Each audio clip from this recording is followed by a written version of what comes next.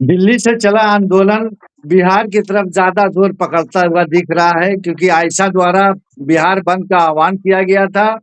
और उसी के मद्देनजर देखा जाए तो बिहार पुलिस ने पूरी आक्रामकता दिखलाते हुए AK-47 का इस्तेमाल कर लिया। जो जंतर मंतर पे नहीं हुआ वो बिहार में हो गया।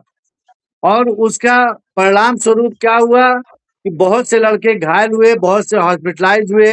तेजस्वी यादव उनका हालचाल पूछने गए और उसके साथ साथ उनके भाई तेज प्रताप यादव यानी आरजेडी प्रमुख लालू प्रसाद यादव के बेटे, उनको अरेस्ट कर लिया गया और 14 दिन की न्यायिक हिरासत में उनको बेऊर जेल भेज दिया गया। आलोक भाई, बहुत बहुत स्वागत है आपका जी धन्यवाद बोलना जी। भारत के मंच पे। बहुत सी अभी खबरें हैं, उसके उसके स्क्रीन पे भी आ जाएगा, लेकिन ये कि अहम ये हुआ कि दिल्ली के बाद बिहार का रुख हो गया। वो क्रांतिकारी सरजमीन जो हमेशा चर्चाओं में रही है, बिहार से बहुत बड़े बड़े आंदोलन हुए। क्या लगता है कि बिहार को ये लगा क्या कि हम दिल्ली से पीछे कैसे हो सकते हैं, इसलिए दिल्ली की पुलिस को भी देखते हुए बिहार की पुलिस को भी लगा कि हम कैसे उससे पीछे हो सकते हैं। अगर उसने टीयर गैस और बाकी चीजों का इस्तेमाल किया, इलेक्ट्रिक शॉक लगाया, करंट दौड़ाया, उसके बाद बिहार की पुलिस को ये लगा कि भाई हम ऐसा करते हैं, इससे भी आगे बढ़ जाते हैं, AK-47 का इस्तेमाल कर लेते हैं, जो आज तक किसी प्रदर्शन में नहीं हुआ। आलोक भाई, इस पूरे घटनाक्रम को आप कैसे देख रहे हैं और इसमें भाजपा किस तरीके से घिरती हुई नजर आ रही? देखिए, जंतर मंतर पे जो आंदोलन चल रहा था उसको जब से बिहार में आंदोलन स्टार्ट किया बच्चों ने, उससे जंतर मंतर वाले आंदोलन को भी बहुत बल मिला। हम ये ना सोचें कि वो एक अलग आंदोलन चल रहा था, एक और पटना वाला जो आंदोलन या बिहार का जो आंदोलन वो अलग चल रहा था। हम दोनों को मिला के देखें, जब से बिहार में आंदोलन तेज हुआ,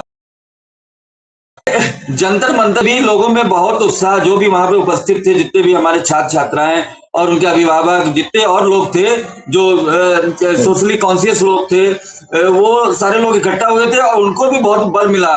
कई सारी जो है वीडियो चली सोशल मीडिया में, जिसमें एक सिख थे, वो कह रहे थे आवा हो बिहार से आवा, इस तरीके के मतलब जो है सोशल मीडिया पे लगातार वीडियो बना के और दिल्ली से जंतर मंतर से पब्लिश किए जा रहे थे। तो कहीं ना कहीं भाजपा की गवर्नमेंट है बिहार में, दिल्ली में भी है, केंद्र में भी है।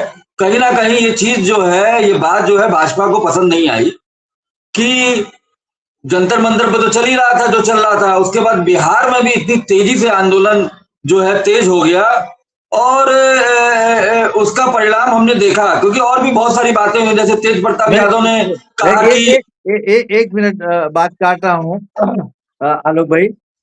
दिल्ली में जब हुआ तो भाजपा को ये लगा कि दिल्ली वाले प्रदर्शन की तो मांग हमने अपने एक मंत्री के इस्तीफे से दिलवा दी, उसको कुर्बानी दिलवा दिया, तो उसके बाद ये फिर क्यों हो रहा है? इसीलिए वो गुस्से में क्या AK-47 का आदेश हो गया? बिल्कुल बिल्कुल, देखिए, ये जो भी आंदोलन चल रहे हैं ये खाली एक नीट के मामले तक सीमित नहीं है। ये जो पूरी देश की व्यवस्था पिछले 5, 6, 7 साल से पूरी जो है ध्वस्त हो चुकी है। हर हर डिपार्टमेंट, सरकारी डिपार्टमेंट, महकमा जो है वो पूरी तरह से आक्रांत भ्रष्टाचार में डूबा हुआ है और आम जन जो है वो पीड़ित है, त्रस्त है। तो ये आप जो भी आंदोलन देख रहे हैं ये उसी का रिएक्शन है। वो खाली ऐसा नहीं है कि खाली नीट का एग्जाम लीक हो गया उसी का रिएक्शन है। और ये बात भाजपा भी अच्छी तरह समझ रही है। और जो ऐसे आंदोलन हम और देखेंगे, एक प्रकरण खत्म हो गया, कल हो गया, जंतर मंतर से क्राउड हट गई, पब्लिक हट गई, छात्र छात्रा हट गए, लेकिन ऐसा नहीं है कि हमें और जगह इसकी पुनरावृत्ति नहीं मिलेगी। आलोक भाई, महाराष्ट्र में तो शिवाजी पार्क पूरा भरा हुआ है, हालांकि वहां जश्न का माहौल चल रहा है, लेकिन उलट बिहार में कुछ और चल रहा है। बिल्कुल। और जिस तरीके से तेज प्रताप यादव ने पिछले कुछ दिनों में प्रशांत किशोर को सपोर्ट किया इलेक्शन में, उन्होंने यहां तक कि उन्होंने आरजेडी प्रमुख जो अभी अपने तेजस्वी यादव हैं उनसे भी उन्होंने कहा, अपने भाई से भी कहा कि आप भी अपना कैंडिडेट विड्रॉ कर लीजिए, जो रेखा गुप्ता उनकी कैंडिडेट है, और प्रशांत किशोर एक बहुत बेहतर कैंडिडेट है, उनको सपोर्ट करिए। दूसरी बात और क्या तेज प्रताप यादव ने कही जिससे मिर्ची लगी है बिहार में भाजपा गवर्नमेंट में, वो बताना चाह रहा हूं कि दूसरी बात तेज प्रताप यादव ने क्या कही, उन्होंने आह्वान किया अभिजीत दिपके का कि आप अब अपना आपका काम वहां खत्म हो गया, आप बिहार भी आइए। तो ये उन्होंने ओपन आह्वान किया था कि आप अब बिहार में भी आइए, यहाँ पे भी जो है हम लोग चीजें दुरुस्त करते हैं। तो वो भी जो बात जो है उनको ठीक नहीं लगी। फिर एक बहुत बड़ी बात हुई जो कि तेज प्रताप जो है अपनी स्टाइल में कहते ही हैं। कल जब उनसे पूछा गया कि भाई आप प्रशांत किशोर को सपोर्ट कर रहे हैं, तो बोले कि हाँ कर रहा हूँ, और जब से मैंने कहा है कि मैं प्रशांत किशोर को सपोर्ट कर रहा हूँ तभी से बारिश भी होना शुरू हो गई, नहीं तो पटना में इतने दिनों से बारिश ही नहीं हो रही थी। इसलिए भगवान भी हमारे साथ है उनका तो वो खुलेआम जो है उन्होंने ये बात भी कही, क्योंकि कल जो है उनको 10 मिनट के लिए अरेस्ट किया गया था दोपहर में, लेकिन पता नहीं क्या हुआ कि रात को वो किसी होटल में थे या खाना खा रहे थे अपने परिवारजनों के साथ या मित्रों के साथ, तब पुलिस फिर आई, बड़ा दल बल के साथ आई और फिर उनको अरेस्ट कर लिया और 14 दिन की न्यायिक हिरासत में भेज दिया। और उनके वकील उसमें दो बातें और जोड़ दो आलोक भाई।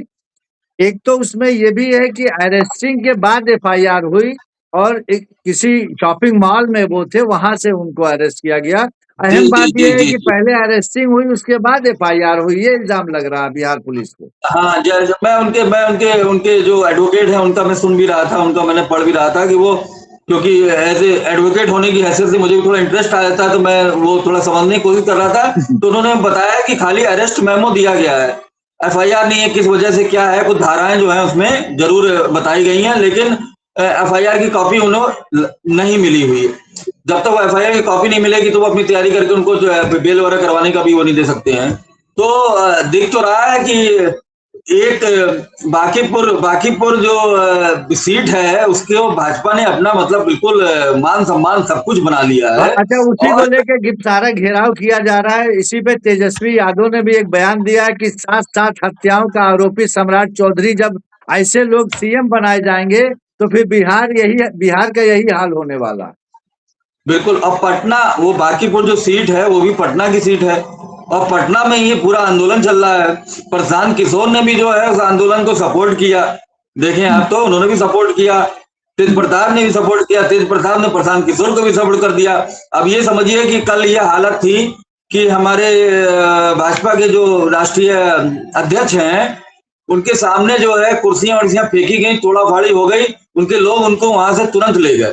वो भी वहीं थे, पटना में कैंपेनिंग के लिए गए थे और उनको वहां से निकलना पड़ा। तो देखिए सब लोग हवा का रुख तो देख ही रहे हैं। और ये जो कल इसका मतलब आलोक भाई ये हुआ कि भारतीय जनता पार्टी बनाम आरजेडी, जन सुराज, वामपंथी ये सब आ गए।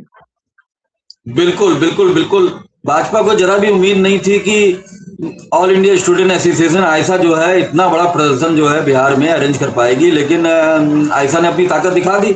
आयसा ने अपनी ताकत हर जगह दिखाई, आयसा ने अपनी ताकत दिल्ली में भी दिखाई, बिहार में भी हाँ, दिखाई और जगहों पे भी दिखाई। तो बिल्कुल ऐसा तो बहुत मजबूत होके उभरी है इस पूरे आंदोलन में। और उनकी जो स्टूडेंट विंग की जो लीडर है नेहा बोरा, वो भी बहुत प्रमुखता से इस आंदोलन में उभर के आई है। और भाजपा का डर यही है कि कहीं ऐसा ना हो कि सारे जितने भी चेहरे हैं जो उभर के आए हैं इस आंदोलन में, वो ऐसा ना हो कि सही में एकत्र हो जाए और एक कोई अपनी अपनी रणनीति बना ले। और जिस तरह से भाजपा का आईटी सेल इस पूरे आंदोलन में पूरी तरह से विफल रहा, कहीं ऐसा ना हो कि ये सब मिल जाए तो आगे भी जो इनका रास्ता जो है बहुत ही दुश्वार हो जाए। और अगर राष्ट्रव्यापी तौर पे देखा जाए इस पूरे पस मंजर पे अगर गौर किया जाए आलोक भाई, तो मुझे लगता है कि भारतीय जनता पार्टी कई मोर्चों पे घिरी दिख रही है। एक तो जंतर मंतर पे तो उसकी किरकिरी हुई, वो उसने उसको मांग भी माननी पड़ी छात्राओं नौजवानों की, और गुस्सा भी झेलना पड़ा छात्रों नौजवानों का। दूसरे क्या है कि कल संसद सत्र फिर मंडे है तो शुरू होगा, हाउस शुरू होगा। उसमें राहुल गांधी का एक पत्र, वो भी चर्चा, उन्होंने कई सवाल अमित शाह से दागे हैं। दूसरे क्या है कि भाजपा और आरएसएस को ये लगा था कि धर्मेंद्र प्रधान का इस्तीफा देने के बाद सब कुछ शांत हो जाएगा और हम सुचारू रूप से जो हमारी तमाम बिलें जो रुकी हुई हैं, जो बिल पास कराना है संसद में, उसको पास करा लेंगे और बाकी चीजें सब बल्ले बल्ले। लेकिन महाराष्ट्र भी खामोश नहीं है, वहां भी लोग चुप नहीं बैठे हुए हैं। और बिहार एक नया उसमें जिस तरीके से बिहार में और बांकीपुर विधानसभा में भी घिरती नजर आ रही भारतीय जनता पार्टी, ये पूरी तरफ से बड़े उहापोह की स्थिति में आ गई है भारतीय बिल्कुल। जनता पार्टी। और सब जानते हैं कि धर्मेंद्र प्रधान का इस्तीफा इन्होंने दिला तो दिया, लेकिन जो है दिल से भाजपा उसको स्वीकार नहीं कर पा रही, क्योंकि मैं बहुत समझ में भी आ जाता है और बहुत सारे मैं अन्य भक्तों को भी जानता हूं जो कल से भाजपा आईटी सेल से मैसेजेस, आप जानते हैं मैसेजेस बना के जो है सर्कुलेट किए जाते हैं, और फिर वो जी मैसेजेस जो है इनको जिम्मेदारी दी जाती है कि आप लोग भी सर्कुलेट करो। तो एक बड़ा मैसेज चल रहा है, और चूंकि वो बहुत सारे अंधभक्तों के मैंने वॉल पे देखा फेसबुक पे और इंस्टाग्राम पे, तो मैं समझ गया तुरंत कि ये भाजपा के आईटी सेल से ही आया है कि शेर जो है छलांग मारने से पहले 2 कदम पीछे लेता है। ये इनका एक मैसेज चल रहा है और हर एक अंध भक्त के वॉल पे ये चल रहा है। तो ये जो है पछा नहीं पा रही है भाजपा अपनी हार, और किसी तरीके से उसको जस्टिफाई करने के लिए अपना जो कैडर है उसको उसको जो है बूस्ट करने के लिए इस तरीके के मैसेजेस बनाए जा रहे। तो मैंने तो एक पोस्ट पे ये बात कही भी कि भाई आप लोग इंसान, भगवान ने आपको इंसान बना के भेजा, आप जानवर क्यों बनना चाहते हैं, इंसान ही रहो। तो देखिए घिरी हुई है। और प्रशांत किशोर एक पढ़े लिखे इंसान है, और ये बहुत ही एक अच्छी बात है कि मैं तेज प्रताप का पहले भी मैंने स्टैंड देखा है कि वो ठीक ही ठाक बातें करते हैं, थोड़ी बहुत उनमें कुछ वैसी चीजें हैं, लेकिन वो जो बातें कहते हैं उनको अगर ध्यान से सुने तो वो ठीक ही करते हैं। तो वो उन्होंने खुलेआम जो है उनको सपोर्ट दे दिया, अपने भाई से भी कहा है कि आप भी उनको सपोर्ट करिए प्रशांत किशोर को। तो ये एक अच्छी अच्छी अच्छी वो है रणनीति है, और अगर यही रणनीति आगे चल के बिहार में और स्टेट में भी फॉलो की जाएगी तो भाजपा को मुंह की खानी पड़ेगी। अब एक ही चीज बचती है इनके पास कि ये आरक्षण का मुद्दा, यूजीसी का मुद्दा, ये क्योंकि इनकी पूरी राजनीति विभाजन पे वर्क करती है। अब चूंकि इन्होंने ये हार मिली इन्हें, तो ये जो स्टूडेंट्स जंतर मंतर पे, अब मैं बोलना चाहूंगा जंतर मंतर हो या बिहार हो या कहीं भी और जगह आंदोलन चला, वहां पे छात्र ना जाति पूछी आपस में, ना ऊंच नीच देखी, ना अमीर गरीब देखा, ना धर्म पूछा, सबने मिलके आंदोलन किया। ये बहुत बड़ी बात है। अब ये उसी में चीज तो भाजपा घबराई को हुई। कभी नहीं, भाजपा को ये बात कभी नहीं पचेगी, और वो फिर से समाज का विभाजन करना चाहेंगे, और उनके पास पहले से जो है टूल्स तैयार हैं। एक टूल है आरक्षण। अभी आप देख रहे हैं कि धीमे धीमे ये टूल चल रहा है कि आरक्षण, सवर्ण पहुंचो, अब सवर्ण भी पहुंचे वहां पे, और आरक्षण हटाने के लिए। फिर दूसरी तरफ ये श्रवण के लिए हो गया एक टूल किट। अब दूसरी टूल किट चल रही है कि यूजीसी, वो ओबीसी और एससी वर्ग के लिए कह रहे हैं कि यूजीसी लागू करवाओ, यूजीसी लागू करवाओ, जबकि दोनों ही चीजों का कोई बहुत ज्यादा मतलब नहीं है। अब ये स्टूडेंट को सोचना है, उनके माँ बाप को सोचना है, और जो लीडर है उनको सोचना है और समझाना है कि बच्चों ये बेकार की बातें हैं, इनसे कुछ नहीं है कि यूजीसी एक्ट पास होने से या ना होने से कोई किसी की सुरक्षा तो ना हो जाएगी, सुरक्षा तब होगी। एक मणिशंकर अय्यर के बयान, नीच वाले बयान से सरकार बन गई, बालाकोट होने से सरकार बन गई, राम मंदिर मुद्दे का जो पटाक्षेप हुआ और वहां पे मंदिर बनने का काम पूरा हुआ, उस पे सरकार बन गई। अब ऐसा लगता है कि AK-47 चला देने से उल्टा पड़ने वाला है। और जिस तरीके से पूरे देश में ये आंदोलन हो रहा है, अगर AK-47 की शुरुआत हुई है और एक मणिशंकर अय्यर के सिर्फ नीच के बयान से सरकार बनाई जा सकती है, तो सिर्फ एक गोली खा लेने से ये सरकार गिर भी सकती है आने वाले समय में। आप देखिएगा चारों तरफ से भारतीय जनता पार्टी बैकफुट पे आ रही है, आरएसएस के समझ में नहीं आ रहा है। एबीवीपी पूरी एड़ी चोटी का जोर लगा दिया, सारे वो शैक्षिक संस्थानों में जा के कि अपने ढंग से समझाने लगे। इवन की जो वीसी है उनको बताया गया यूनिवर्सिटीज में कि आप एक प्रेस नोट जारी करिए कि बच्चे ना वहां जाएं। एबीवीपी अलग चोटी एड़ी चोटी का जोर लगा हुआ था, लेकिन उसके बावजूद जो आपने ये बात कही कि धर्म और जात और मजहब ये सब से दरकिनार करके एक धागे में, एक माला में सब पिरो उठे थे।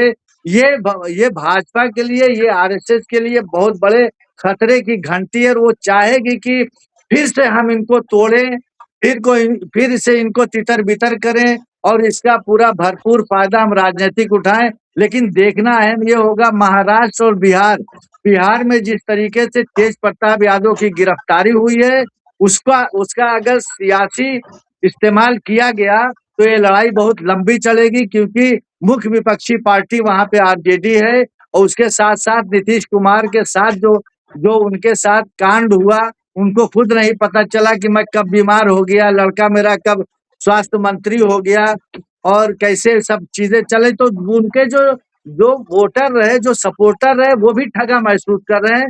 तो ऐसा भी हो सकता है कि वो वोटर और सपोर्टर आरजेडी की तरफ शिफ्ट होने का काम कर जाएं और पीके की अपनी जो मेहनत है, अपनी जो उनके तमाम उनका जो राजनीतिक अनुभव है, वो सब देखते हुए बिहार के अंदर भाजपा के लिए एक बहुत बड़ी परेशानी खड़ा करने जा रहा है। मुझे ऐसा लगता है आलोक भाई, वक्त का अभाव है, आप अपनी चंद बातें कह के खत्म करिए जी। मैं एक बात आपको कहना चाहूंगा कि जो नीतीश जी के लड़के हैं जी, जैसा उनको बनाया जा रहा है, हो सकता है भाई वो शरीर किसी का तगड़ा होता है, कमजोर होता है, वो एक अलग बात है। लेकिन जो उनका मैंने काम देखा पिछले कुछ दिनों में स्वास्थ्य विभाग में, जिस तरह से वो कोशिश कर रहे हैं, तो वो बहुत ही एक सुलझे हुए इंसान वो भी हैं। और मुझे ये पूरा विश्वास है कि वो भाजपा के भाजपा की पूरी संरचना में वो कहीं फिट बैठते नहीं है, और एक दिन वो जरूर भाजपा से निकलेंगे और वो आरजेडी हो चाहे जो भी हो, उनका अपनी पार्टी तो है ही है उनकी, एक तरीके से अभी तो है ही है, ऐसा तो है नहीं खत्म हो गई है। वो जरूर इस भाजपा की संरचना से, पूरे ढांचे से बाहर आके और अच्छा काम करके दिखाएंगे, मुझे ये पूरा विश्वास है, क्योंकि उनकी पटरी कभी सम्राट चौधरी और इन तरह के लोगों से नहीं बैठ सकती है। तो ये मैं आपको आगे के लिए एक बता रहा हूँ कि बिहार में अभी बहुत कुछ होना है और उसमें इनका भी रोल अहम होगा, छोटा मोटा नहीं होगा, अहम होगा, बड़ा रोल होगा। हाँ बिल्कुल होगा, क्योंकि एक तो भारतीय जनता पार्टी ने ये समझ लिया है, एक लोकतंत्र का मखौल उड़ाया जा रहा है, संविधान का मखौल उड़ाया जा रहा है, जनादेश का मखौल उड़ाया जा रहा है कि आपको जनादेश भारतीय जनता पार्टी या अमित शाह या मतलब नरेंद्र मोदी के चेहरे पे जो वोट मिल रहा है, और वोट मिलने के बाद जब आप सरकार बनाने की स्थिति में आते हैं तो हर जगह ऐसा मुख्यमंत्री आप बिठा देते हैं कि जो जनादेश के विपरीत होता है, जो जनता जो सोच के चुनती है उसके उसके अगेंस्ट आप वहां पे चेहरा उतार देते हो, उसमें भी ठगा महसूस करती है। ऐसे 3-4 मुख्यमंत्री हैं जो, बल्कि ज्यादातर मुख्यमंत्री जो दागी छवि के भी आते हैं। आप आपको लगता है कि ये सब दर खरीद लोग हैं, इनको जैसे चाहे वैसे हम खरीद लें और जैसे चाहे इनके ऊपर कोई चीज थोप दें।